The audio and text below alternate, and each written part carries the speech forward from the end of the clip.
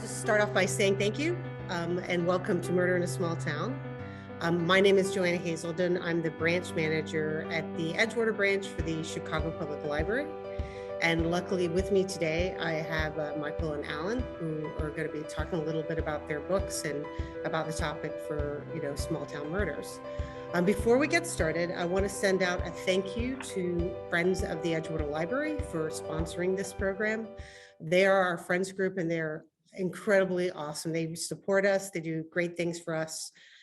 So if you're in the neighborhood and you want to volunteer or support them, please do that. So you guys are probably here because you're huge mystery readers like me. So I want to say I'm excited to have this conversation to talk about mystery books on a Saturday afternoon, on a snowy Saturday afternoon if you're here in Chicago or Minnesota or Ohio. So I want to say that if during our conversation you would like to send some questions in, do some chats, please go ahead for the chats, please go ahead and send those in and I'll make sure that those are included in our conversation. So first up, I want to do a little intro for our authors. So first we have Michael Preelee, who is coming to us from Ohio. He is a crime and science fiction author who grew up in rural Northeast Ohio and graduated from Youngstown State University. He is the author of the Small Town Tim Abernathy mystery series published by North Star Press. The first entry in the series was Murder in the Heart of It All. And also Lost Little Sister was a sequel and the winner of the Midwest Award for Mysteries and Thrillers. He is also the author of the Milky Way Repo sci-fi crime series that is published by Edge Science Fiction and Fantasy. Then we also have with us Alan Eskens, who has set his books both in small towns across Minnesota and in Missouri, as well as Minneapolis and St. Paul. And he is a best-selling author of The Life We Bury, Guise of Another, Heavens May Fall, Deep Dark Descending, Shadows We Hide, Nothing More Dangerous, and his newest title, The Stolen Hours. So he's been a recipient for the Barry Award. He's been for the Minnesota Book Award, the Rosebud Award for Left Coast Crime, and multiple other awards, as well as been a finalist for the Edgar Award. And his books have been translated into 26 languages. He has a journalism degree from the University of Minnesota, so you can see where some of those characters in his books come from. And he also studied law and then creative writing at the MFA program at Minnesota State University, as well as the Laugh Literary Center and the Iowa Summer Writers Festival. He grew up in central Missouri and now lives with his wife in greater Minnesota. And he's just retired after practicing law for 25 years. So congrats to you for that. So I'm going to go ahead and we'll go ahead and start and we'll open it up. What I want to say is both of you, I know you study journalism, Alan, and both of you have journalists in your books. So what influenced you to choose them as characters for your books? Michael, go ahead. Sure. I chose a journalist because my character, Tim Abernathy, is fresh out of college. He has a political science degree. He's in a recessed area, economically here in the Mahoning Valley. And he's trying to find something. And like one of the only jobs he can get is to work for like a small town weekly newspaper. And I just thought everything fit well with regard to that, because a journalist can investigate things and can do things that, police, or a detective can't do because they're sort of hamstrung by their position. So I felt that it just gave me a little more freedom in order to be able to tell the story I wanted to tell. Yeah, when I originally wrote or was outlining The Life We Bury, I was creating this character, Joe Talbert, who was a college student. And in the first draft of that outline, he, I think, was an English major. And as I was writing more and more about him, I thought I might want to write about this guy again, but I need to give him a career where he has the opportunity to get involved in mysteries. And English degree didn't really fit as well as journalism. So I made him a journalism major. I knew journalism, so it was having a degree myself. So it was kind of an easy fit. So that's interesting. You're talking about the difference between having the police do investigations, and both you have police and like a private detective, like who are involved in your stories. So you think that like having a journalist like kind of gives you an advantage because you can go places you said where police can't. Well, having a journalist as a protagonist, um, they're in a position to investigate things. Now, whether that investigation is a police level investigation, no, it's not going to be, but it's going to be an investigation nonetheless. So, for example, in the sequel to The Life We Bury, Joe Talbot is working as a reporter for the Associated Press. It's 6 years after the first book came out, and in The Life We Bury, Joe Talbot, the reader finds out that Joe is named after his father, but he never met his father. So one day, a press release comes across his desk about a man named Joseph Talbot who was found murdered in a small town in southern Minnesota. That press release would not have come to Joe had he not been a reporter. And that opened up the door for him to go investigate whether or not this man was his father, and if so, what happened to him. So it just, having that journalism, or having a journalist as a protagonist, just opens the door for investigations. So I think there might be maybe a little bit of constraint too, because I remember in Michael's second book, I think, didn't Tim Abernathy got in trouble because he was trying to follow up on a lead, and he was questioning the sister of one of the victim who disappeared, and I think he got in trouble for was it with his editor, I think. Yeah. So Tim's investigating the disappearance of a woman named Kelly, and her sister Quinn has been driving the investigation. So it's been 9 years and things go cold. So this sister has been the only one who's really concerned about what happened to her sister, because the police have it as a cold case. And he finds out some things in the course of investigating the crime that she doesn't necessarily want to come out. She feels that it's embarrassing, and he says he's going to go forward with it. And this is one of the times when, being a journalist, he has certain constraints he has to work under, and his editor calls him out on it and says that what he's trying to write and isn't really going to help them with the investigation. It's not going to help them with the story, and refuses to publish the story. So they have this plot point where they have to reconcile and come back to to what the investigation should be about, what the story should be about, and so they have to reconcile that. Mm-hmm. So yeah, so even though I know some of your books, Alan, are set in cities, but several of them are in small towns. So one of the things I was going to ask about, what are some of the advantages and disadvantages to writing books about like in the small town setting? When I write about a small town, and the small town is the main setting for the story and it's important to the story, I have normally created a fictional town. And the reason for that is because small towns, everybody knows everybody. And if I write about the sheriff in Buckley, Minnesota, and Buckley is an actual town, people are going to think I'm writing about that particular guy. And I don't want to get emails from people saying, Sheriff so-and-so isn't that bad of a guy, you shouldn't write like that. And it's like, no, I'm not writing about him. So I create a fictional town so that I can make the sheriff bad if I want to. I can make people who will know each other. The fun part about writing about a small town is people know each other. When something happens in a small town, it doesn't take long for everybody in that small town to hear about it. They have also a shared experience. In Nothing More Dangerous, the fictional town of Jessup, Missouri, there's a plastics factory. When that is in jeopardy, everybody in town is concerned about it. If a plastics factory in the Twin Cities were in jeopardy, nobody cares. It's just another part of the capitalism. So there is this heightened connection between people in a small town that you don't really get in a larger city. Shared experience, shared history for the most part, that you have to keep in mind as you're writing. Mhm. I would agree with Alan on all those points. And growing up like I did in Northeast Ohio, we moved around a little bit, from town to town. So you can see all the similarities, you can see the differences. But as an author, I get to create, a small town that, sounds, looks, and feels, like it belongs on the map somewhere if you looked at it. But I get to add in what I want. I get to leave out what I don't like. I get to put in,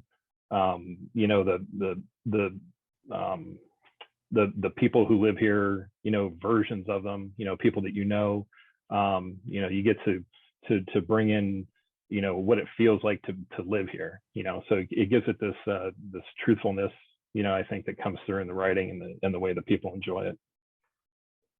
Yeah, I noticed that that there's a lot of kind of natural, like there's lakes, there's high, there's forests. So that's kind of connected with some of the towns that are in your books, that you kind of get that feel of like a natural setting, which is also kind of seems like an advantage to me. But at the same time, you still see that it's still touched by, like you bring this into both of your stories. Like there's drug addiction. There's, like you mentioned, problems with people employment. So there are all kinds of issues that are, even though these are small towns, they're still kind of touched by, larger issues. So. Yeah. In my first book, Murder in the Heart of It All, it was very much like we had somebody who was older, maybe a young baby boomer, and we had somebody who was, probably a young millennial. And, it was almost like a cat and mouse game between them, because we have somebody who is, the older gentleman is writing and sending these anonymous letters across town. It truly doesn't rise up to the level of like police involvement, but people are annoyed by it. The younger, reporter is looking after it looking into it. And what was driving both of them are real issues that we face here in the part of Ohio where I live. So it's the older gentleman lost his job. He got a buyout, his pension goes away. That's something that happened here. We had people who lost their pension and suddenly had to go back to work in their late 50s, early 60s, where they thought they were done working. And then we have a younger gentleman who's, trying to make his way in the world. He's educated, but there's no opportunity where he lives. So he has to start making decisions about whether he wants to stay or go, and where he wants to work. And those are problems that, the people that live here are facing every single day. Yeah, I think at one point I remember reading that like Tim starts out and was like working at a radio station for a while, but then he winds up back in Hogan because the job didn't work out, because he decides he's a better writer than he is a television. Yeah, he gets a job as a television reporter, and it's just a terrible fit for him. He's not good at it, so here's an opportunity that came along that he couldn't capitalize on. Right. And I think you already touched on one of my questions. I was going to ask you about whether you prefer fictional small towns or working off the ones you are working off real towns. And I think I understand what you're saying about not wanting people to kind of come back at you and say you're writing about me, or, you know what I mean? So, or to get those emails. So plus, I guess what you were saying, you get way more freedom in what you can create in terms of the layout of the town and things that will help your stories along, I'm sure. So. But at the same time, I try and use my own experiences. I live near a small town. The closest town to me is 600 people. And having practiced law in southern Minnesota, I know all these small towns and how they're designed and made up. So as I'm writing, I'm actually picturing towns that I've worked in or lived nearby physically. But one of the other things that I wanted to mention is there's something about a small town that you can do that you can't do with a bigger city, which is the insider outsider aspect of the character. So in The Shadows We Hide, Joe Talbert goes to this small town to investigate if that's his father. He's the outsider. And as an outsider, he will step on toes, not realizing that he's stepping on toes, because everybody else in the town knows you don't do this, or you don't talk to that person, or this person has a connection that you don't want to get involved with, but you don't know that as an outsider. And so there's this you're trying to play catch up to understand the dynamics when you step into a small town. Similarly, in Nothing More Dangerous, my characters the insider. He has lived in this small town his whole life, and he just feels like it's the people around him are suffocating him. The story begins with him wanting nothing more than to run away from home. He's 15 years old, and it's this. The story has this character who desires to run away, but over the course of the novel, what I do is I make him come to understand that it's not really a desire to run away. It's a desire to have a community that he doesn't want to run away from. And that's what happens. That's the evolution of this character. He comes to realize that the people around him aren't as bad as he thought they were. They're not as one-dimensional. They have depth to them, and he realizes that he has a home that he doesn't want to run away from. So this insider-outsider aspect, you really can't do that in the Twin Cities as well. You have to create a community within the community to have that kind of a story structure. But in a small town, you get to play with that, and it's a lot of fun. So yeah, and that's interesting. That's the book that you didn't publish it first, but you said you actually wrote that one first, but it took you a long time to actually bring it before you felt it was ready for publication. Right. So I started writing it in 1992 just for my own benefit, for just to have fun, enjoy writing. And I started studying the craft of writing to make that story better. And I studied writing over the course of 20 years and worked on this manuscript over the course of 20 years. It wasn't ready. I put it aside, wrote The Life for Barry, wrote 4 other novels. Then I went back, pulled this out of the drawer, outlined it, rewrote it from beginning to end, and finally got it published. So, but it was the book I became a writer to write, and so it's a very important story to me. That it's called Nothing More Dangerous. But it's kind of my magnum opus, I would say. Yeah, and that was the one that was set in Missouri. It is. Yeah. So I just, out of curiosity, Michael, did you have like a process where you were same thing where you started writing and you put things in a drawer and then you came back to it? And yes, I did. It was one of my science fiction books. I wrote it probably right after college, just to see if I could do it, even before my kids were born. So and it was terrible, and I kind of set it aside and thought, okay, well, this probably isn't for me. And then later on, I started to look at it again, and I read it again after many years had gone by, and I thought, this is really not bad. So I took a look at it, and I started it again and rewrote it. And Edge Science Fiction actually picked it up. It's my first book, Milky Way Repo. It's about Starship Repo Men, and it was a couple of things I liked. It was sci-fi and it was crime, and I kind of mashed them together, and it turned out to be kind of successful, and I liked it. So yeah, you do that. so is that kind of, because I did read the mysteries. I haven't had a chance to read your sci-fi yet. So is that almost again like a small community of? Oh no, it's a much wider scope. Okay. Yeah. It's not exactly Star Trek. It's more, just around the solar system. So there's a lot of travel, and yeah, it's almost inverse to the mysteries. So since we're touching a little bit on the process, I know Alan's mentioned in the past that he does outlines for his books, and I when I read both of them, I realized you guys have some nice twists at the end for your novels, and I'm curious. So doing those outlines, do you do that to kind of get to that twist to the end, or do you like kind of do it as you're going along and then it surprises you? Go ahead, Alan. Okay. I am a daydreamer. I come to writing more as a way to express myself as and put my daydreams on paper. And so I love the outlining process because I can let my daydreams just run, and I will go down a tangent. If it works, wonderful. If not, I haven't written 20,000 words and written myself into a corner. I always start with a seed of an idea. Once I have the seed, then I look to the ending. What's the ending going to be? And then I go and fill in the middle. I think that outlining is important for emerging writers. That book that I spent 20 years working on, I didn't outline that. I just would sit down and let the muses take me away. And obviously they didn't do a good job. So when it came time to rewrite it, the first thing I did was, and I'd written this novel, this manuscript, 3 or 4 different times, 3 or 4 different ways. So I knew it backwards and forwards, but yet I sat down and I outlined it because I needed to see where the mistakes were. And I didn't want to pull out this old manuscript and try and fix it, because I would be locking myself into mistakes that I'd made back when I wasn't as good of a writer.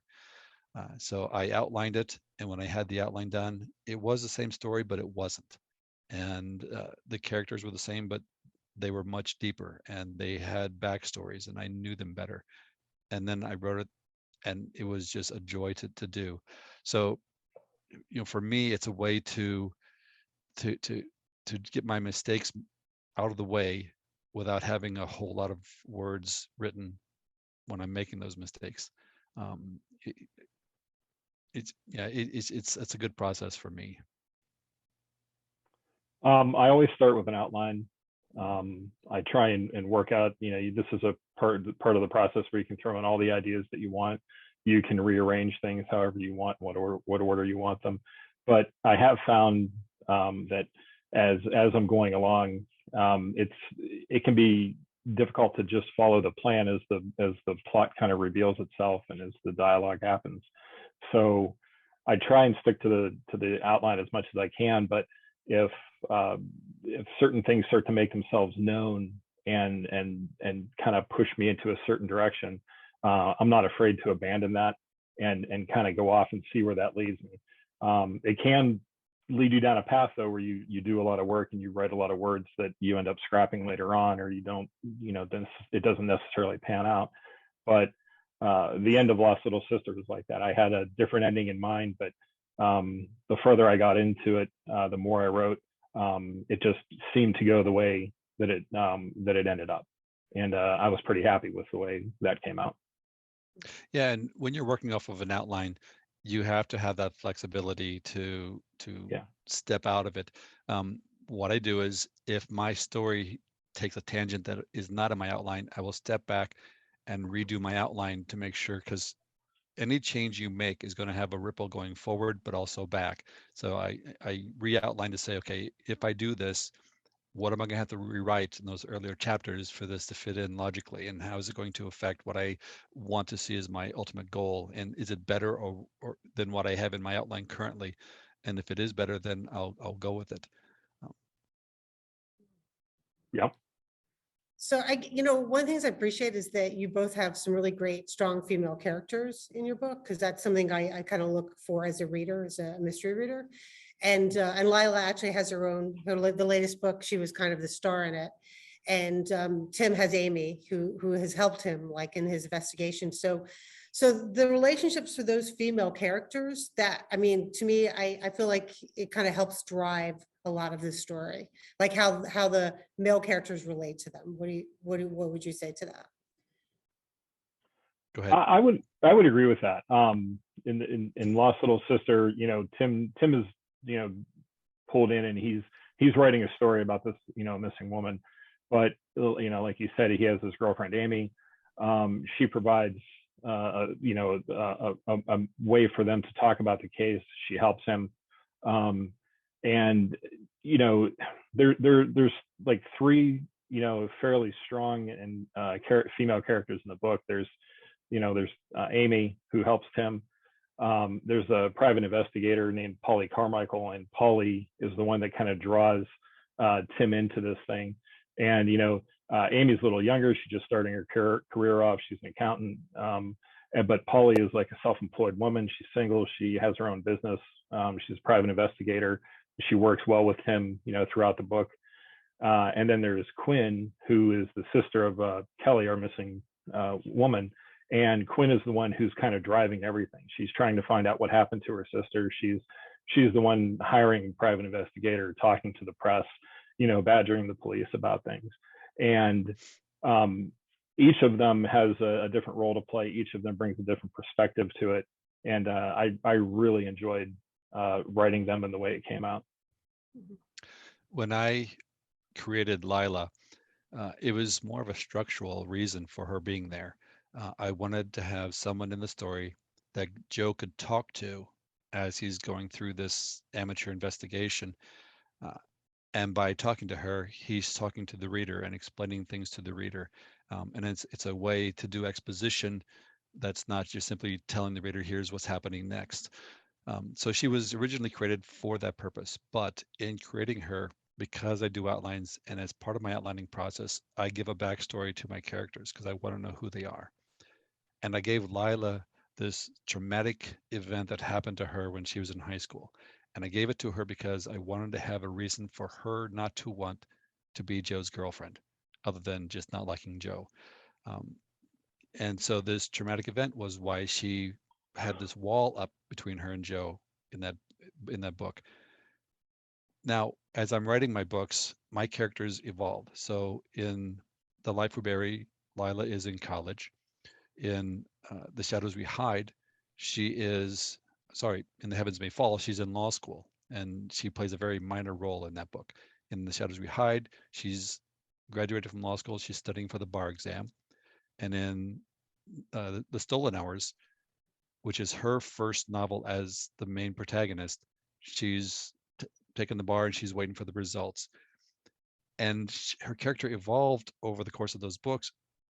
And I wanted to write a story about her coming to terms with and dealing with what had happened to her in high school, that storyline that I created back in The Life We Bury. And I was worried about writing a female character. So I spent a lot of time reading books by female authors with strong female characters because I wanted to see how it was done right. And I would throw male authors writing female characters in every now and again to see if I could see, yes, I can tell this is a male author, here's why. Because I really wanted to nail the female protagonists and the female characters. And the reviews I've gotten on Stolen Hours has been overwhelmingly wonderful in terms of that aspect. I continue to get, comments in my reviews saying that I really got the female characters correct, and that was very important to me. But like I said, I have this evolution of her, and I just couldn't wait to tell her story finally. Yeah, I also liked Nikki. She's the character who was Max's partner for a while, and now she seems to have moved into a little bit more of a central role and like in the books as they went on. So is that a character who might have her own story? Very likely. Yeah. She's in the book I have coming out this year, Forsaken Country. It's a Max Rupert storyline, and she is very involved in that story as well. So I do hope to have her own story at some point. I haven't come up with a plot line yet. I wait for that kind of my daydreams to take me to a place where I think that would be a wonderful story to tell. So I just kind of she'll be out there someday. Yeah, I just, as someone who was also not able to sit at the windows, who was told that I had to sit at the front of the class, I can appreciate that. My mother, they told my mom I stared out the window too much, and I got moved to the front of the class. So yeah, my teachers always thought daydreaming was a bad thing. It turns out it's quite lucrative. Yeah, exactly. Not bad. So you talked a little about reading the different authors. So I'm just curious, which authors kind of influenced your writing? Go ahead, Mike. For both of you. Oh, I'm Sorry, a big I put you on the spot. I should just list a few favorites. That'll help. Oh, I'm a big Agatha Christie fan. Michael Connelly, Stephen King. I think I've read everything Stephen King's ever written. There's just something about the way he constructs characters and builds dialogue. But probably as far as like influencing me towards mysteries and crime, I don't think you can do better than Elmore Leonard. Get Shorty and all that. I've probably read all that. I've started to work my way through his westerns. He just has a way to draw you in and to make you feel like these characters are real people, and you just getting to kind of sit by and observe their lives. So that's it for me. I started out studying with the idea that I was going to be a literary novelist. So, I was, into Plath. I was into Morrison. I think Cormac McCarthy is brilliant. Harper Lee, Barbara Kingsolver. So I really didn't set out to be a mystery writer. I actually at one point swore it off, thinking that I would never be a mystery writer, because I went to a class where it was on mystery writing, and the professor gets up and says, or the teacher, the instructor gets up and says, to write a mystery, here's what you do. And he put this formula on the board. And I thought, I'm never going to write a formulaic novel ever. And so I walked out of that class thinking, I'm never going to be a mystery writer. But I'm a criminal defense attorney. I know investigations. I know police procedure. I know courtroom procedure. And so it pulled at me to do that. But then I read Mystic River by Dennis Lehane. Whoa. And the arc of those three characters was so brilliant. And if you break Mystic River down and look at it in terms of just a whodunit, it's not that brilliant of a novel. If you look at it in terms of character, it is just terrific. And I thought, okay, you can write character-driven mystery novels. He's proven it. That's what I want to do. And so that's what I decided to do. Yeah, I think that's something I appreciate about both your novels is that there is the little bit of the kind of the who did it, but there's a lot of the why is in there. And I think that is kind of what makes, the mystery novels feel more like they're not just in one kind of tight genre, that they cover other, that they can expand and appeal to multiple types of readers, is when you have that appeal of not just, what's done, but why people do it. And I When think I do my outline, Mhm. when I do my outline, I actually do two outlines. One outline is for the mystery or the thriller aspect of the novel, the more physical plot. And then I do a second outline, which in my head, I'm thinking, what's this book really about? So The Life We Bury, the mystery part, is a young man in college gets an assignment to interview somebody. He goes to a nursing home to find a subject for his interview, meets a man who has been spent 30 years in prison, is a Vietnam vet, and is dying of cancer. And that interview pulls him into this 30-year-old mystery. There's the mystery plot.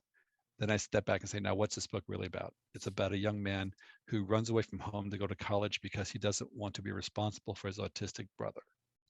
Could be a completely different story on its own. But I work out that plot, and then I weave the two together into a single storyline. So that's my process. Mhm. Yeah. Yeah, it's Go good. ahead. So we were talking a little bit about this before we got started, but I'm just curious. I mean, and this is kind of sad because I had a mystery program about a year ago, and I kind of asked the same question where I was asking about how the pandemic was affected people's writings.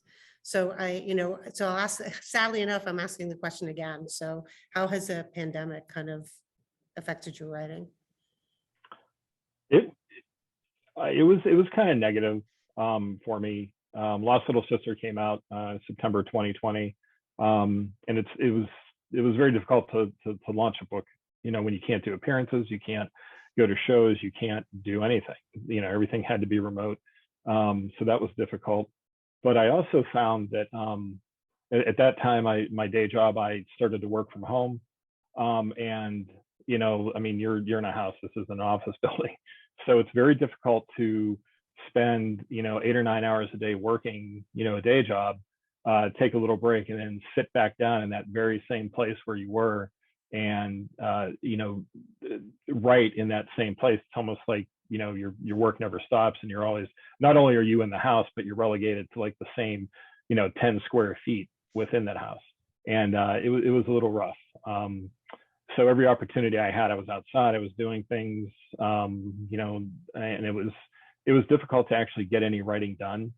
So I'm a little bit behind in the schedule, like where my next book is going to be coming out. And, now I'm trying to play catch up to it. So the pandemic was definitely a bit of a detriment to writing. On the promotional side, I agree with Michael 100%. It's really hard to do events in the season of COVID. But on the writing side, it really had zero impact on me because before the pandemic, I sat in my basement alone in my easy chair with my laptop on my lap. After the pandemic, I sat in my basement alone, in my easy chair with my laptop on my lap. I am a very quiet person in terms of I don't go out a lot, and uh, you know, going to restaurants and stuff really isn't a big deal for me. So it really changed very little for me in terms of just the writing process. So yeah, I'm curious too, because I noticed when I've been reading, like Karen Slaughter was like the first novel that I read that actually had something in there that kind of included the pandemic, like people had to wear masks, and she was talking about people having to go into courtrooms and, you know, and masking up when they were in public. So I'm just curious, is that something that you think is gonna, because I know there's two schools of thought, because like when I asked the question last year, one school of thought was, well, I'm not sure yet because we're not sure where the pandemic is going. And the other school of thought was, well, you know, fiction is kind of for escape and for, you know, not thinking about this, so I'm not going to include it in my writing. So I'm just curious what you guys think. I'm not going to unless I think that it's necessary for the plot line, because my hope is that in 20 years, people are going to be picking up my books for the first time, and there's going to be no pandemic, and having, you know, the masks for no plot related reason would seem unnecessary. But if it is important for the plot line, you know, great, use it. Mhm. I would agree with Alan on that point. Unless the plot really demands it, I'd really rather not touch on it. It's been rough enough to live with, you know. I think I'd want to give people a break while they're reading to, you know, get away from the pandemic, not have to worry about masks and social distancing and arguing with your uncle on Facebook about vaccinations. And I really don't want to touch on any of that in my work unless I absolutely have to, unless it's absolutely, you know, integral to the plot. There's an aspect of when I write my novels, I try and keep it timeless, which is almost impossible because, you know, if you look at The Life of Barry, I'm sure they were using flip phones back then. And so I try not to date the storyline if I can help it.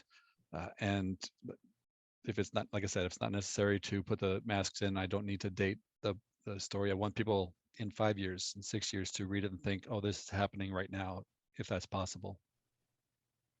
Yeah, I remember seeing in an interview with a science fiction writer, and he said that was one of the things that was very difficult for him. He like almost would invent technology to use in his books because, like, otherwise in 2 years when you picked it up, you know, it's already the flip phone. So yeah. So let me ask a little bit, because you mentioned your book that's coming out. So tell me a little bit about what you're working on. What are you working on right now? Me? Yeah, I'll start with you, Alan, and you can, Okay. and then you can tell me, Michael, what you're behind in. So I have Forsaken Country, which is the return of Max Rupert, coming out September 8th, 20th. I don't know. It's in September. And I'm editing that right now, so I'm looking forward to that. If you've read The Deep Dark Descending, at the end of that novel, he goes away to a cabin up north in Minnesota, and he's been there for 3.5 years. And now I'm revisiting him after he kind of abandoned the world. And then I've outlined and I'm ready to write my first Bodhisattva novel as an adult. He is a co-protagonist as an adult in The Heavens May Fall, but this will be his story all on its own. He's a law professor, but he's also in charge of or he works for the Innocence Project. And through that, he gets involved in a case that I'm very excited to write about. So it'll be interesting to see if he and Lila go head to head in the courtroom. So I never thought about that, but that's a good plot line. I may do that someday. So what about you, Michael? What are you up to? I have a manuscript I'm finishing up. It's a third science fiction novel. It's a series. I really wasn't going to do another one. I was enjoying writing mysteries, but I had an idea and it kept nagging at me. So I thought I'd take a look at it, and it turned out to be something I really like. It was something I enjoyed chasing down, so I'm going to finish that. And I've been putting together an outline for a third mystery. It'll be another Tim Abernathy novel. So it's I don't know. I have a lot of ideas, and getting, sitting down and writing them has been not the problem, but that's kind of been the I don't know. It's been hard to get going, but yeah. I've worked my way through the manuscript, and I'm on my third draft, so it'll be ready, shortly. And then once the publisher's okay with it, we'll have a release date. It would be nice if we could write books as fast as we can think of them. Absolutely, yes. Yeah, maybe use one of these the dictation phones like they did in the 50s, right? I've tried that, and it's really hard. They have like software now where you can just say the words.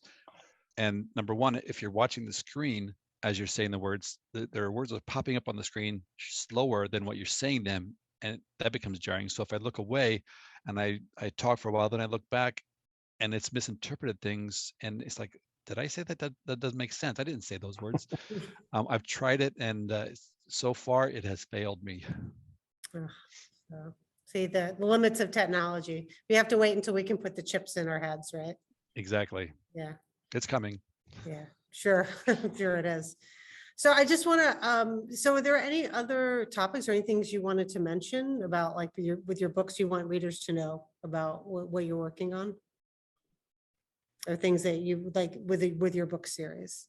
Because we've kind of covered a little bit about small towns and advantages and disadvantages. We've covered what you guys have been writing, and who your influences are. That was interesting that you mentioned Dennis Lehane, because I liked Mystic River, but Shutter Island is one of the most horrific novels I think I've ever read.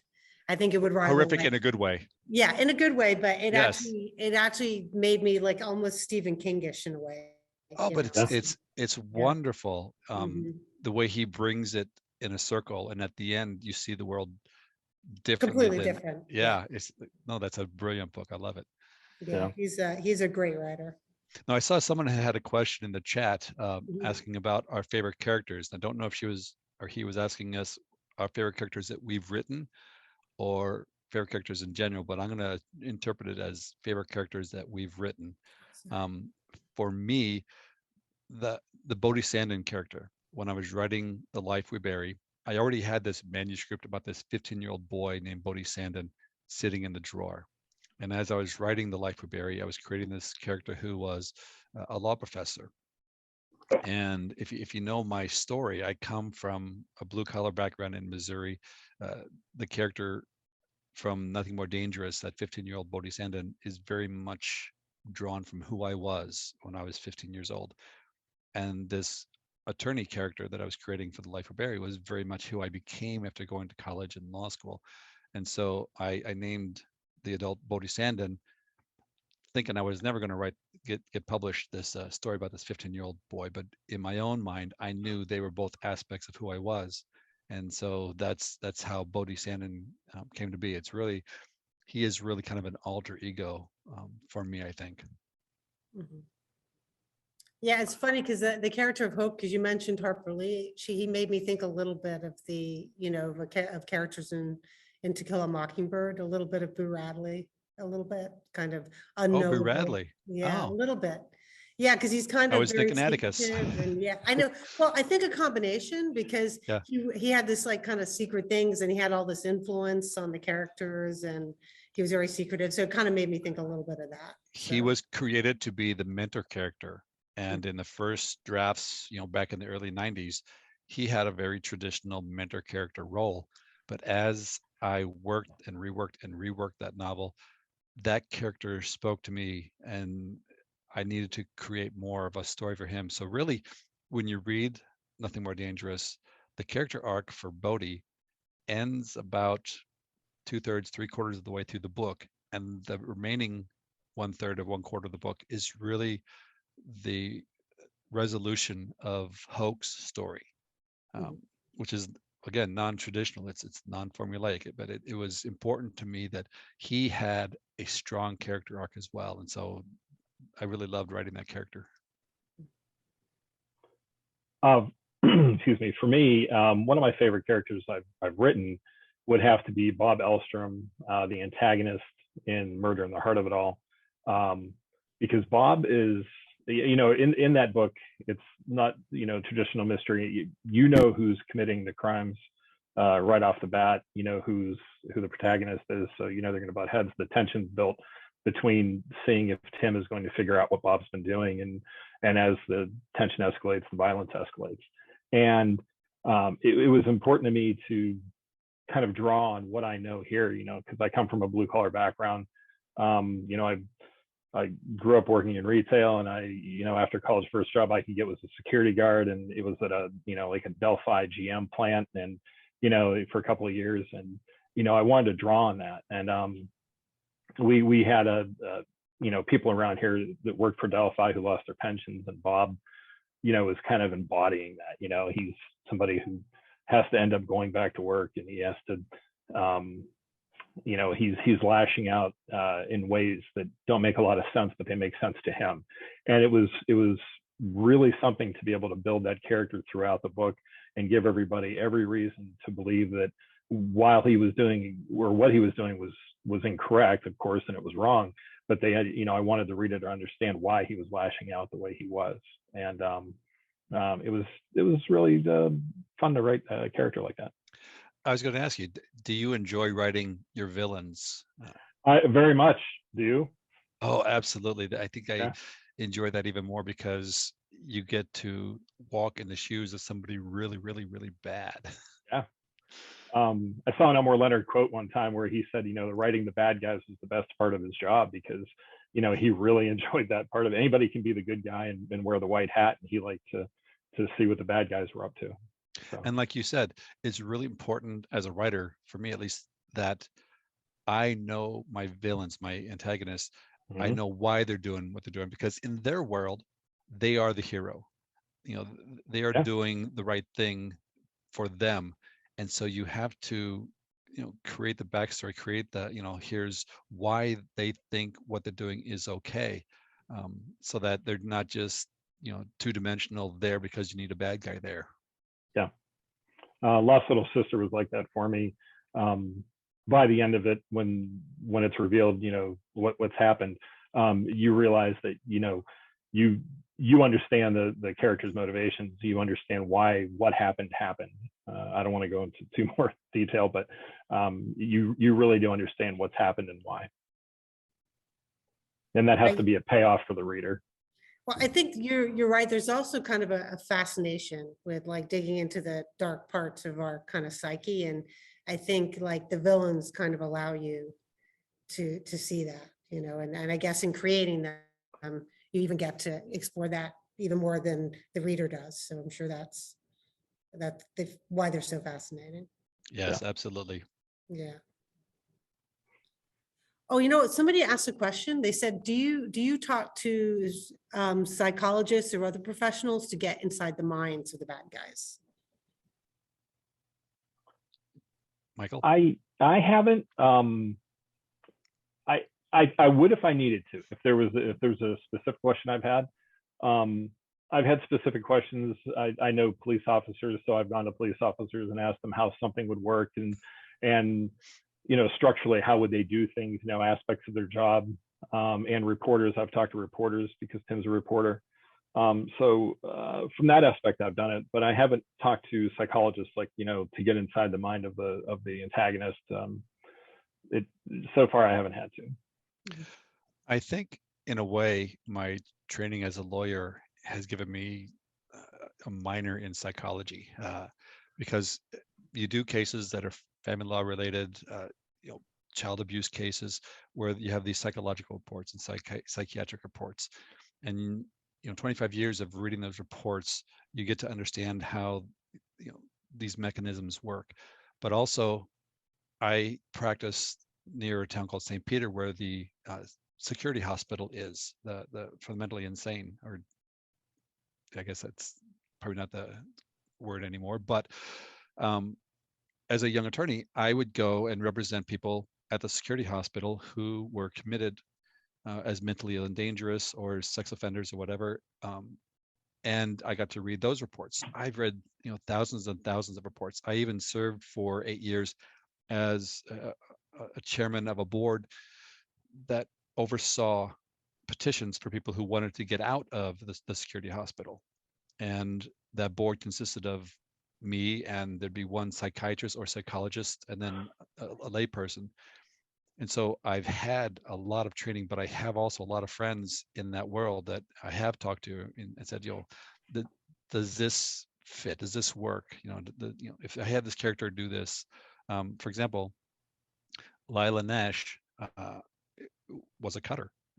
She took a razor blade to her arm, and I didn't want to just throw that out there as a characterization. I wanted to understand why she would do that. What was it that made that important for her? And so I did talk to a psychologist about what goes along with someone who does that. And I've received a message on Facebook, I think it was, from a fan just within the past couple of days, who was a cutter and said, I'm so glad you presented this person this way. So it was important to me to get that character right. So yeah, I did talk to a psychologist. Yeah, actually, this kind of leads into it. Somebody was asking, you were talking about when you were doing your writing, do you have to know the why first? When you're doing your outlining or do you have to know the why first when you're building your story? Michael? When I wrote Murder in the Heart of It All, but my inspiration for that came from an old Unsolved Mysteries episode about somebody called the Circleville Writer. Circleville is a town in southern Ohio. Somebody was sending these anonymous letters to people that lived in town, and it escalated. And I kind of took that as my inspiration for the book, because they've never figured out who this person was or what drove them to do it.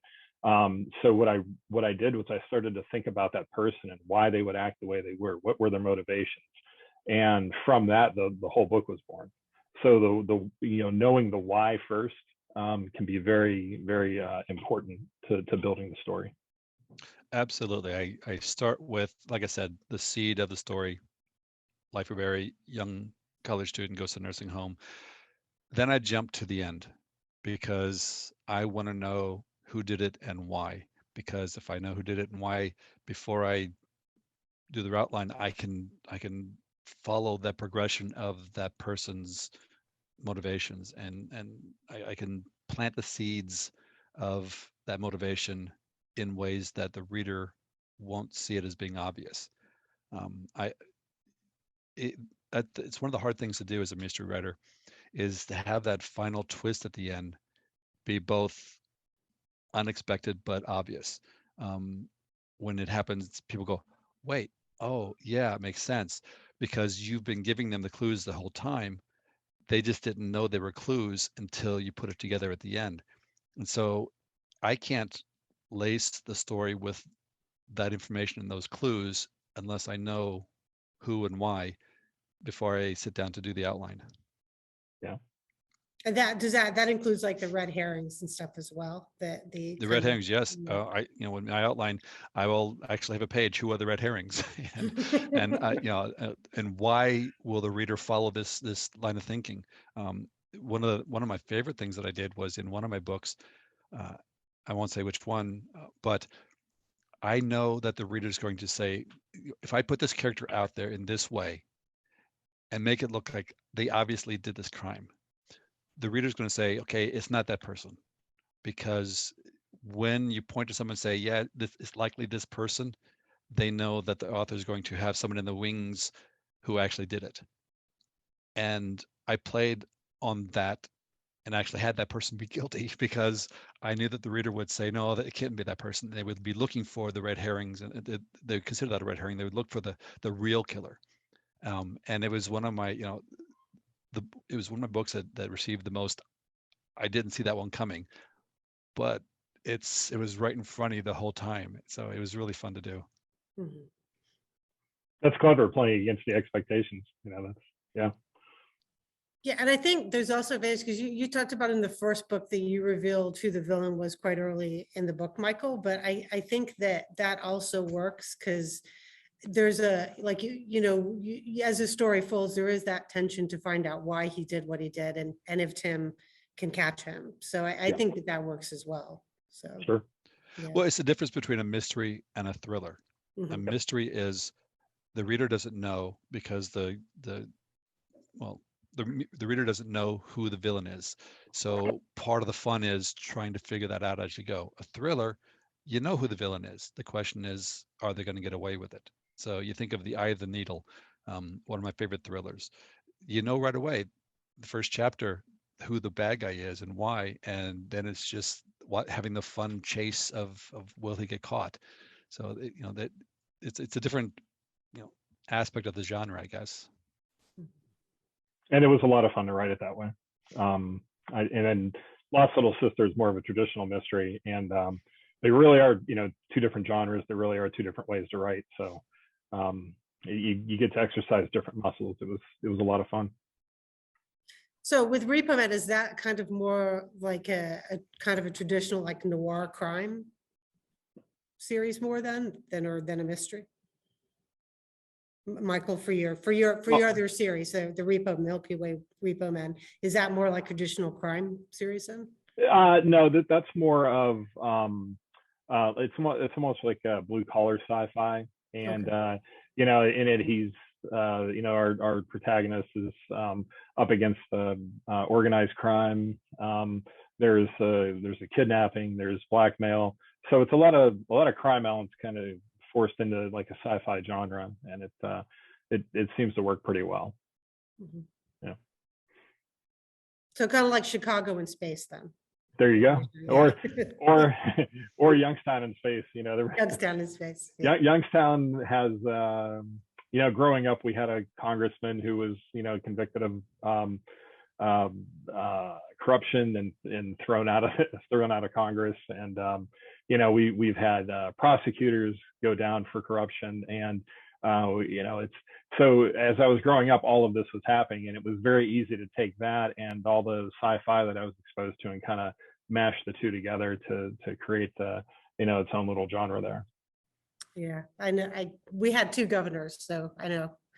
Oh, yeah. How that goes. Yeah. Yeah. So let's just, before we wrap up, is there any final thoughts or things you would like the readers to know about? There is another question in the chat. Oh, sorry, I didn't see. They're asking me if I created Lila as an info dump. How did that part of her change when she became a protagonist? I would first suggest she wasn't an info dump so much as a foil. She was there to go back and forth with a character. But the Life of Barry was written in first person, and so all we know about Lila is what Joe sees in Lila, and also in the subsequent novels, you never see the world from her point of view, other than what the protagonists of those novels bring out of her. So when I got to write the Stolen Hours, I got to tell the world from her point of view. And one of the most important things, first chapter, I point out that she has these deep insecurities that she has tucked away. She doesn't want Joe, her boyfriend, or anybody really to know that they exist. She presents as this very strong person, and in the other novels, she comes across as being strong and self-confident, but inside she doesn't feel that way about herself, and that's really part of her character's journey, is to have the inside fit the outside by the end of the story. But yeah, so it was the first time that the reader got to see Lila from Lila's point of view, which is a very different person than what you've seen in the other novels. Yeah, I kind of felt that's what made her very compelling, is that she had all these insecurities and these things that she was kind of, trying to deal with, but yet she still was, so intelligent and ambitious and so driven. So I thought that made her really compelling as a character. Well, thank you. Yeah. So going forward, you mentioned that you're working on another Tim Abernathy book. So, do you have any clues to what he's going to be up to? No, still outlining. So I don't want to commit to anything quite yet. Right. Yeah. So you can't. Yeah, you ruins the story, right? I can say that I had the opportunity. I was on a grand jury, and it was the first time I'd ever done any kind of jury duty, and I didn't realize that it lasted like 4 months, and that it was a few days or a couple of days every couple of weeks. And it was really something, because once you're there in the courthouse and you're hearing all these cases, or having them presented to you, it was really something. And, Alan, this is probably small potatoes to you, but I got to see how the justice system worked from the inside, sitting in the courthouse. And so it's definitely going to incorporate, that experience and what I learned from there in the next book. See, I would love to be on a grand jury or a jury, but as soon as they find out I'm a criminal defense attorney, they kick me off. Yeah. So, yeah. So, well, I say, we're going to go ahead and wrap up. Any other questions? Let me look. I'm not seeing anything pop up, but I want to thank both of you for taking the time this afternoon to come out and talk to us, because it's always such a pleasure to talk to the authors whose books we enjoy and kind of get a behind the scenes look, at the writing and everything. And their books are available at CPL if you like to check the books out. And of course, if you would like to own the books, we have 2 partner independent bookstores, Women and Children First in Andersonville. And then we also have Bookends and Beginnings up in Evanston. So, you're also welcome to order books from them if you would like to have your books to keep. So, and let me give a shout out to the independent bookstores. Sure. It's really important to have those in your community. And while Amazon may be, a source of convenience, having that person in the bookstore, you can walk in and say, I'm looking for someone who writes like Michael Connolly. Who would you recommend? Having that kind of service in your community is something you don't want to see disappear. Right. Absolutely, and I would agree with that. From the very beginning, the small independent bookstores in my area were my greatest source of support. Putting the book on the shelf and letting readers buy it there. So I would agree with that. Always support your local independent bookstores. And if you're like me and you listen to your books on audio, there is a program called Libro FM, where if you buy your books through them, they will actually give a part of the proceed to a bookstore that you designate. Oh, very nice. Very nice. Excellent. So a win-win situation. Absolutely. Thanks. So, well, thank you so much for your time. And we hope that at some point that maybe we could see you in person, either if you come through Chicago or at one of the conventions. So it was great seeing you guys. That'd be fun. Thank you for having us. Bye. That'd be great. Thank you very much for having us. Thanks.